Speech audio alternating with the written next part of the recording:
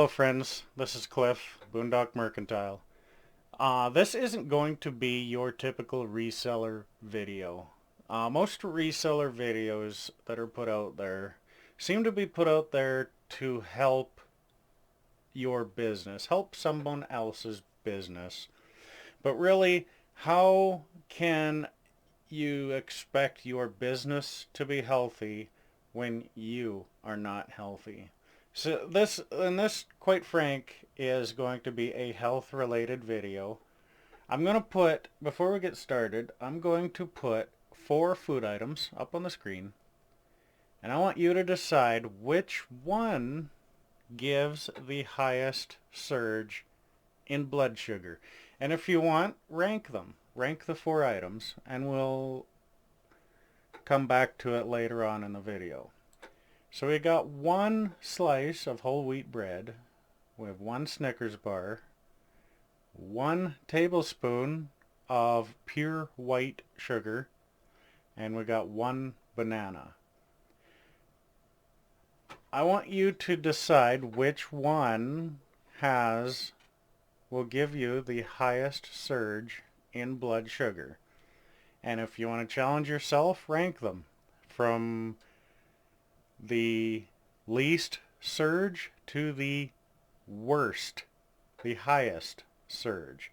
And we're actually going to be using the glycemic index for it, which is a scale of 0 to 100.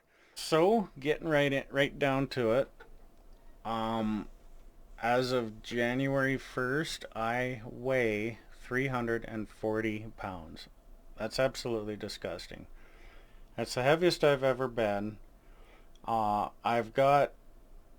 have trouble putting my socks on, tying my shoes, bending over to pick something up. I absolutely hate it. So I am going to fix it. Now what am I going to do? I am going to lose at least 100 pounds in the next 6 months. I'll be weighing myself every 2 weeks on the 1st and 15th of every month, and I'll be writing my weight down. And I'll be writing it down on a little whiteboard I have here. It looks just like that.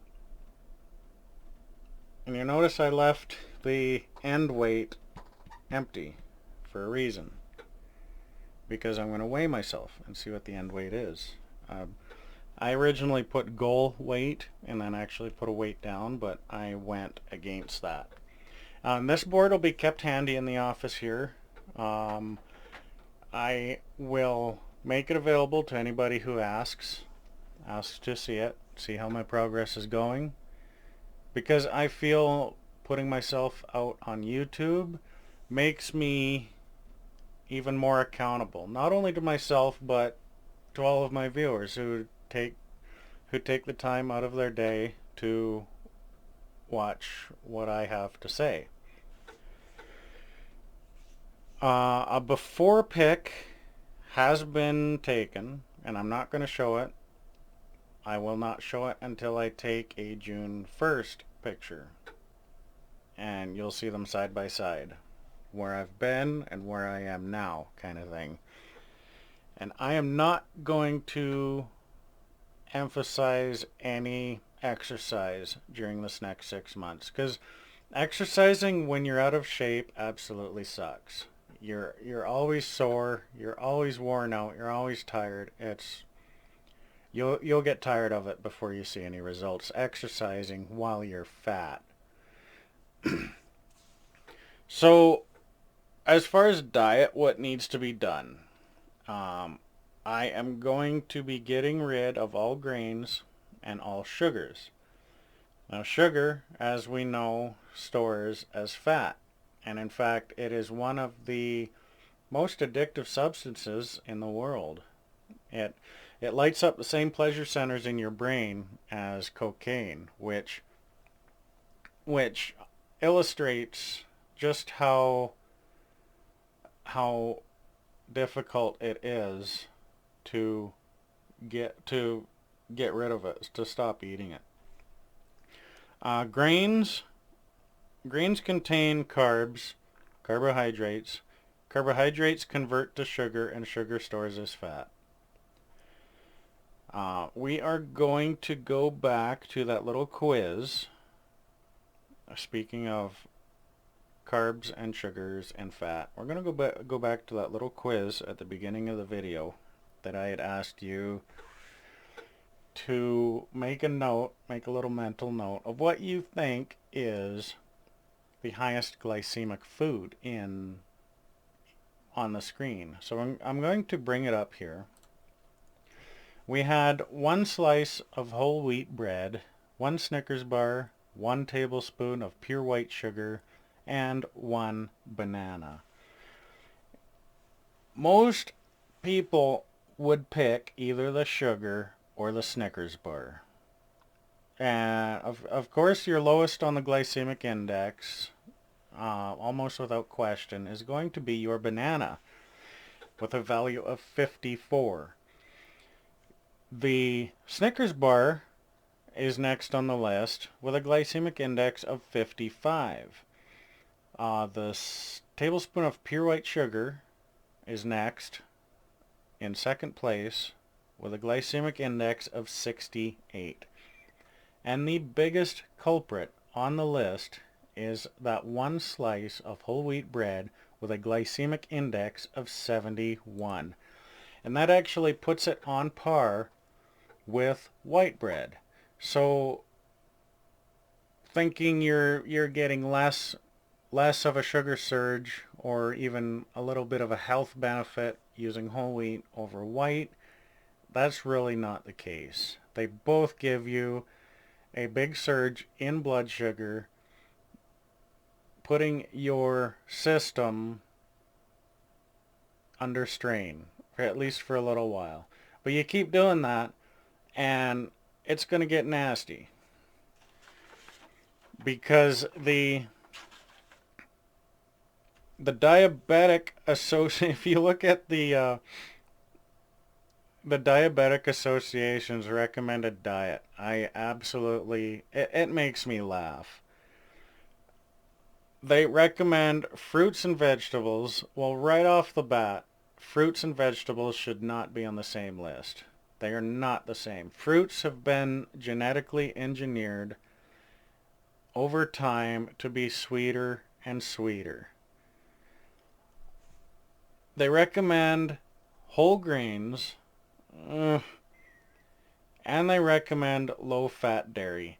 See, if you follow the Diabetic Association's recommended diet, you are guaranteeing yourself to stay in diabetes. Because once you're in the system, they want to keep you in the system. Keep in mind, it costs $10,000 a year per person to be diabetic. All your health visits, your testing, your medications and whatnot. In North America, there are 33 million diabetics. And these are known diabetics. That, if you do the math, that's $330 billion a year in North America. Worldwide, we have 415 million diabetics. Do the math on that one, folks. I'll do it for you, because I have it written down here.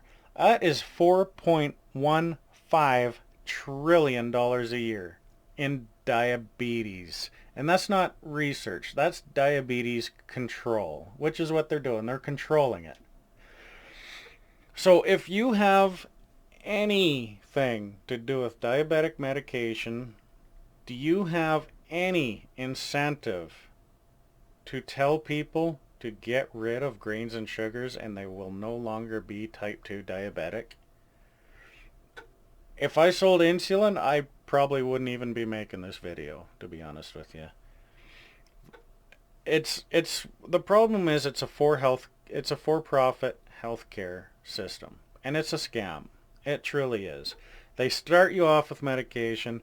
They give you, when that doesn't work, they give you stronger medication. When that stops working, then you're looking at amputations. It just gets worse and worse and worse. And oh, hey, Joe, your cholesterol's getting high. Well, I'm going to write you a script for a statin. There you go. It's terrible. It really is. And they could just say control what you food, control your food, control what you eat, and you can get rid of diabetes. You can cure type 2 diabetes. So, back to what I was talking about. I kind of got sidetracked there with my little soapbox rant. But I will be eating a nutrient-dense keto, NDK it's called. It's basically a keto diet with an influence of paleo, which is real food, with an emphasis on nutrient-dense foods. So you got your, it's mostly your organ meats, your liver, kidney, heart. It's going to be your nutrient-dense vegetables, your broccolis. Leafy greens are beneficial to a point. If research has actually pointed poor fat digestion with a high diet content of leafy greens, there's a link to an increased risk of kidney stones. I'm just kind of paraphrasing what my nutritional therapy practitioner is kind of relayed to me. But that's pretty scary because I do have a family, a high family incidence of kidney stones. Now, moving along, what is real food? Well, simply put, real food does not have an ingredients list, or it'll have one, maybe two ingredients. That is real food. So you're not going to see a whole list of ingredients on a bag of broccoli, for example. Or like they might want to comply with FDA regulations and put ingredients, broccoli. But I can read that on the front of the package. Thank you. That is broccoli. Everything I eat is going to fall into one of 6 categories: meat, fish, eggs, vegetables, nuts, seeds.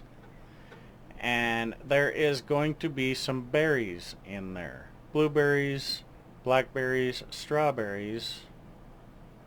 And when they're in season, I'll be eating Saskatoon berries. For those of you who are in the area where Saskatoon berries are grown, they're also called June berries down in the States. You know what I mean, and they're yummy. My meats will be primarily grass-fed, like grass-fed beef. I do have access to grass-fed elk, and also I am looking for wild fish, wild tuna, wild salmon, stuff like that. I will not be eating breakfast. My first meal of the day is going to be at 1 p.m. thereabouts, and my last meal of the day is going to be around 7.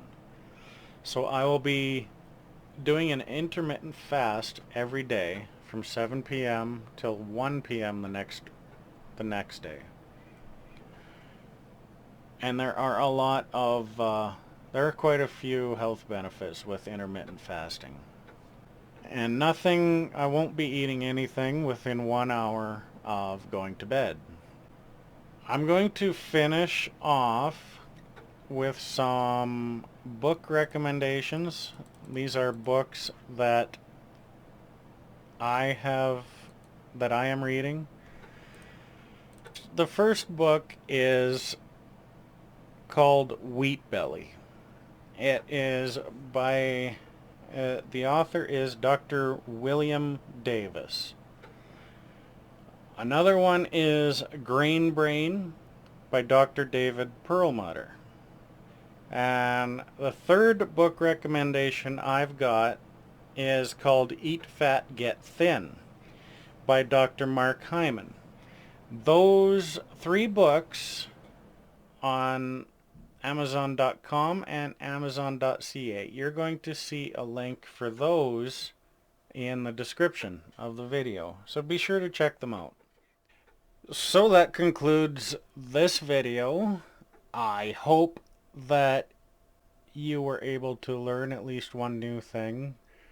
That's always a goal of mine. I also hope that you kind of follow along with me on my journey, and if I can help you along your journey of a healthier, better you, I would be more than happy to do that. You can reach out to me in many different ways through YouTube itself. There's Facebook and Instagram as well. And be sure, if you're following along my journey, ask to see my accountability board, and I'll hold it right up to the camera for you to see it. That's why it's there.